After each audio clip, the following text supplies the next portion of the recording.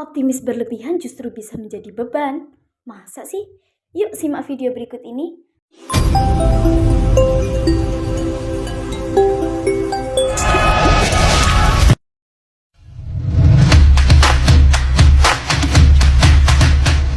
Assalamualaikum warahmatullahi wabarakatuh. Halo sahabat muda, saya Nona Ahmad Dasari, pelajar dari SMK Negeri Pasirian.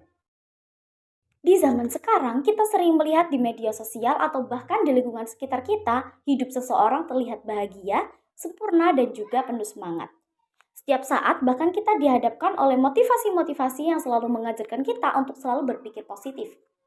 Tapi, pernahkah kalian merasa tertekan karena harus terlihat bahagia bahkan di saat hati kita sedang sedih? Inilah yang disebut dengan positif beracun, yaitu optimisme berlebihan justru menyakitkan. Apa sih positif beracun itu?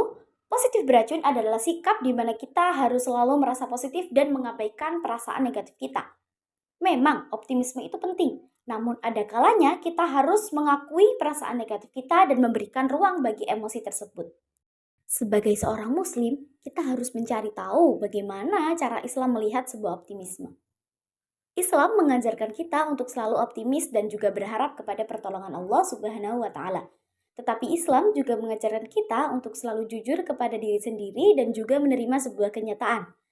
Rasulullah Shallallahu Alaihi Wasallam pernah bersabda, "Sungguh menakjubkan perkara seorang mukmin karena seluruh urusannya adalah baik baginya.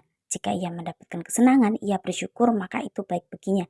Dan jika ia tertimpa kesulitan, ia bersabar maka itu juga baik baginya." Hadis riwayat Muslim. Hadis ini mengajarkan kepada kita bahwasanya dalam hidup tidak harus setiap saat kita merasa bahagia. Ada kalanya kita harus merasa sedih, kecewa, dan juga terpuruk, dan kita sebagai manusia harus menerima itu semua tanpa harus berpura-pura bahagia. Mengapa optimisme berlebihan itu justru bisa menjadi toksik atau beracun? Karena di saat kita sudah berusaha untuk terlihat positif, kita akan mengabaikan semua perasaan negatif kita. Padahal Islam mengajarkan kita untuk selalu menerima kenyataan akan perasaan kita sendiri. Allah Subhanahu wa taala pernah berfirman dalam surat Al-Insyirah ayat 5-6 yang berbunyi, A'udzubillahi minasyaitonirrajim, Bismillahirrahmanirrahim. Fa inna ma'al usri yusra, inna ma'al usri yusra. Sesungguhnya bersama kesulitan selalu ada kemudahan. Ayat ini mengingatkan kita bahwasanya kesulitan dan semua masalah yang menimpa kita adalah bagian dari hidup. Namun Allah juga menyediakan kemudahannya dan juga menyediakan solusinya. Lalu bagaimana cara kita menghadapi perasaan negatif kita? Yaitu dengan cara berdoa dan memohon pertolongan. Dengan berdoa, kita selalu ingat bahwasanya kita tidak pernah sendirian dan ada Allah yang selalu bersedia membantu dan juga mendengarkan semua masalah kita.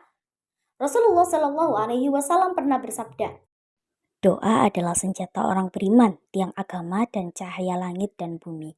Hadis riwayat Al-Hakim. Ingatlah teman-teman bahwasanya dalam hidup kita tidak harus selalu terlihat sempurna.